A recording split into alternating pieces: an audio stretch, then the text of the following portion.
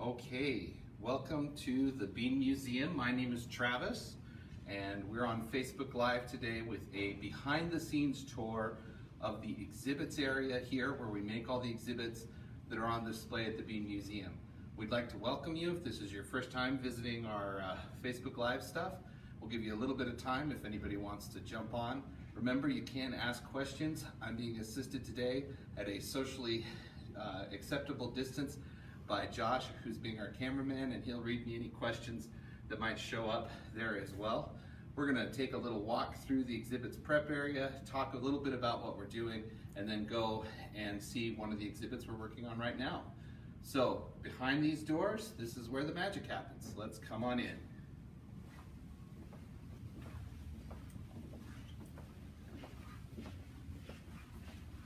We're gonna come on in here to our workshop area.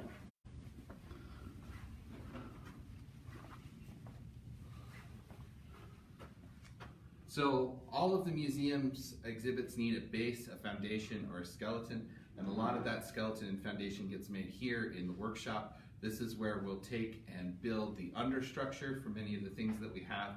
We'll also build a lot of the bases, but we'll do some finer detail work. I want to show you something cool that we're working on right now. This is part of our evolution exhibit.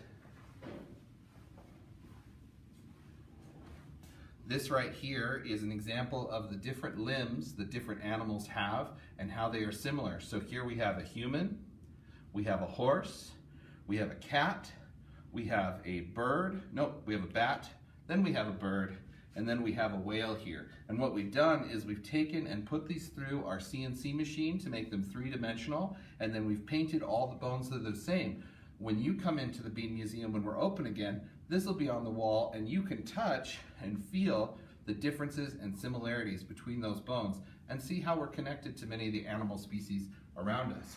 The shop is a great place because this is one of the places that we can build all sorts of things. We also have a lot of good pretty woods and things in here to make sure the Bean Museum looks as nice as possible. But this is not the end of where we do our exhibit work.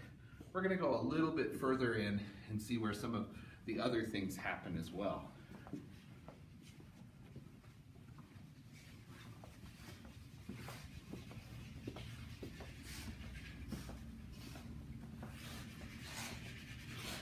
This is our exhibit prep area, and we've got two of our students here, Abe and Sid, who are currently working on parts of the project that you'll see when we go upstairs. One of the things that we're actually doing is taking live plants, we freeze them, dried them, and then we're going to cover them in latex and make them so we can display them in our exhibits. We want our exhibits to look as real as possible, and so we use a mixture of real plants from Utah, like these ones which we've gathered, but also plants that you can find in floral shops or stores made out of silk or plastic. That allows us to show a variety of things at different seasons and stages. So, Abe, what are you working on right now? I am working on the prickly pears. Okay, we've got lots of prickly pear cactuses in Utah. Yeah, so you kind of have to, you cut out foam in a basic shape and you rough it up, and then you put plaster on it and you try and sand the plaster down so that it looks as natural as possible when we paint and put the little needles on it. So these are a little safer than regular cactuses. Touch. Yep. Over here, Sid's doing the cutting, right? Yep. So I'm just doing the rough shaping, then it goes over to him for him to plaster and paint. And that way we can get any form or shape that we want. We use a lot of styrofoam, we use a lot of plaster and paper mache. In a lot of ways, it's a lot like setting up a stage or putting together a production on theater. So if you've got some experience in that, working in museums may be somewhere for you. Let's go and meet some of the other workers here and see some of their workspaces. We're gonna go down this hallway this way.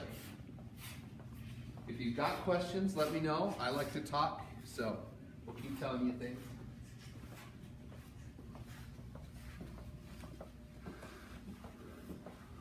Inside this room, we do all our painting and anything that has to be smelly or fumey.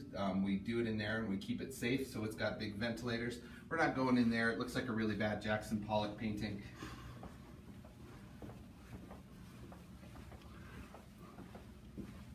Okay, we'll come in here and meet Skip. We step inside and say hi, Skip. skip it?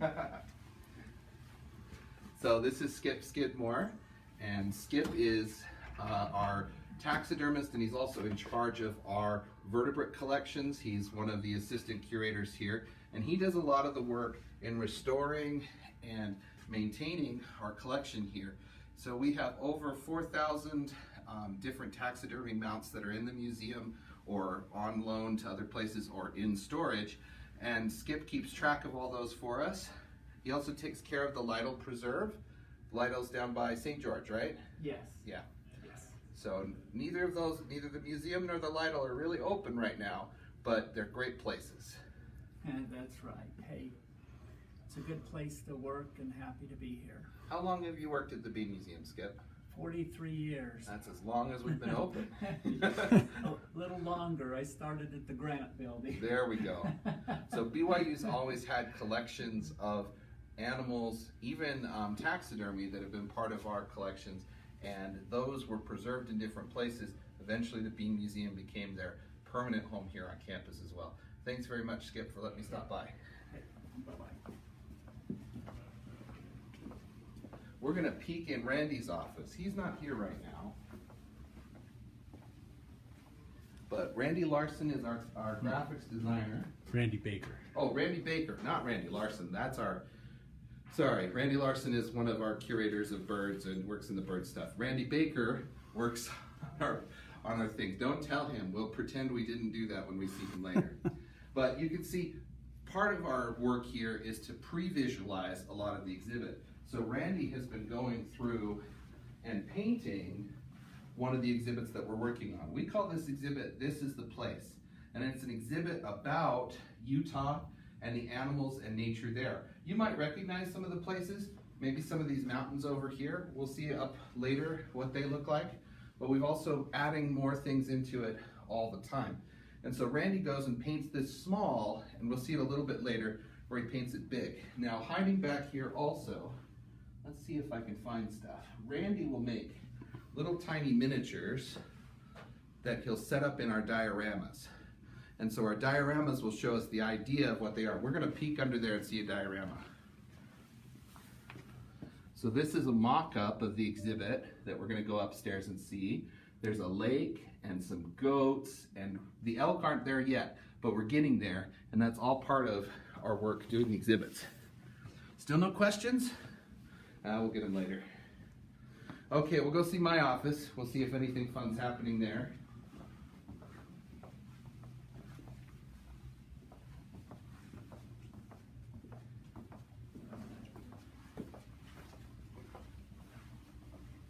Doesn't sound like anything's happening, but this is my office where I design a lot of things. I've got some 3D printers in here, and that's where we'll make pieces and parts of the exhibit as well, and then work on other things. I've just moved into this office recently, so yeah, not everything's set up, but it's a great place for imagination and coming up with ideas. Some of the 3D printed things that are pretty fun that we can do are jointed different things. This is just a little toy, but we could use this to build skeletons for models or to put things in that we don't have an example of. So if we don't have a lizard, we wouldn't put this one in, but we might take a high scan and then put that scan of the lizard in the exhibit so we don't have to put a formerly live lizard on there. Well, let's head up and let's see the exhibit. You're getting a lot of my back here.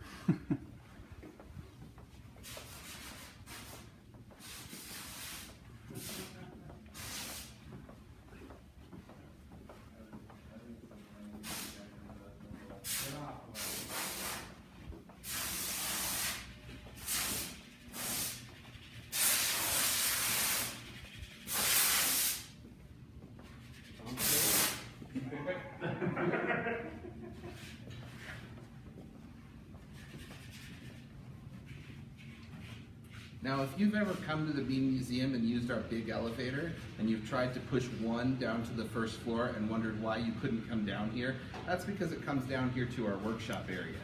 So if you want to go to the first floor, to the auditorium or something, you have to use the elevator, which is on the west side of the museum, on the far side of it, over there. Now, sometimes people are lucky and they end up catching a ride down here and see what's going on down here in the workroom. But we're going up to the 3rd floor of the museum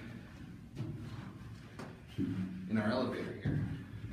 If you haven't been in a while, we changed the elevator up. We wanted to make it look more like Utah. So we found ourselves a nice aspen grove to take us up to the 3rd floor. It also plays bird sounds, but we've turned those off now since the museum's closed. No questions yet? That's okay.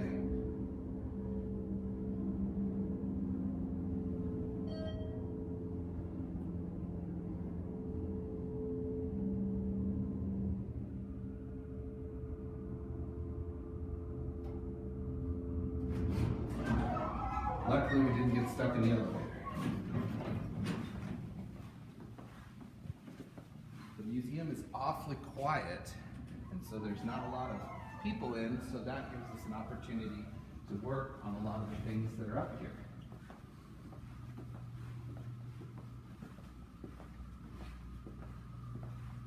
Oh, there's Randy. This is Randy. We visited his office earlier, who I accidentally called Randy Larson instead of Randy Baker. I'm very sorry, Randy. But Randy has been painting this mural, and you can see a little bit here. We've got the Mojave Desert, and then it'll transition into kind of areas similar to the Colorado Plateau, then into some of our forest in Utah. But we're going to go over right now and look at a little bit of the alpine section, the lake section, and the Great Basin. Thanks, Randy.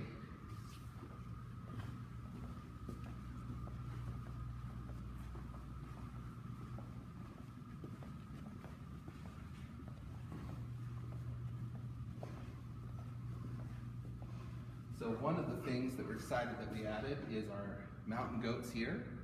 We've built a nice little bit of a rock face for them, and we have 3 mountain goats, one up high climbing, one climbing down, and then one peeking out from behind the rocks. We've been adding and building those and then painting them to look like the rocks here in Utah.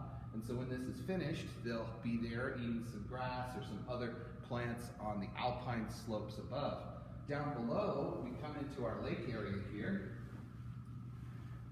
And you can see the pelicans in flight, a couple of mallards above there as well. We're starting over here to put in some of the grass, to put in the reeds there as well. We're going to put a reflective surface on the top there. Down here, you're going to be able to look through and see some fish swimming, some 3-dimensional fish, and of course there's some 2-dimensional fish as well.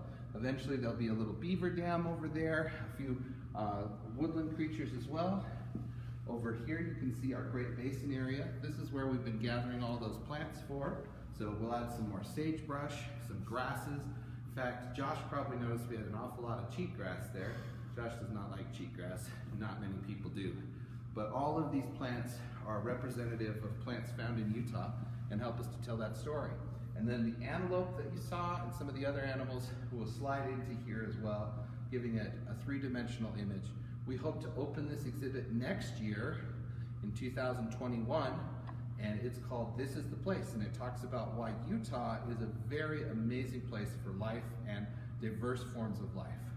So that's a little bit of here and walking around the museum. If you've got questions and you ask them later, we'll be happy to answer them as well. Thanks for visiting us, and look for more great programs here at the Bean Museum. Even though we're on lockdown, we are still trying to reach out to you. So thank you very much, and have a great afternoon.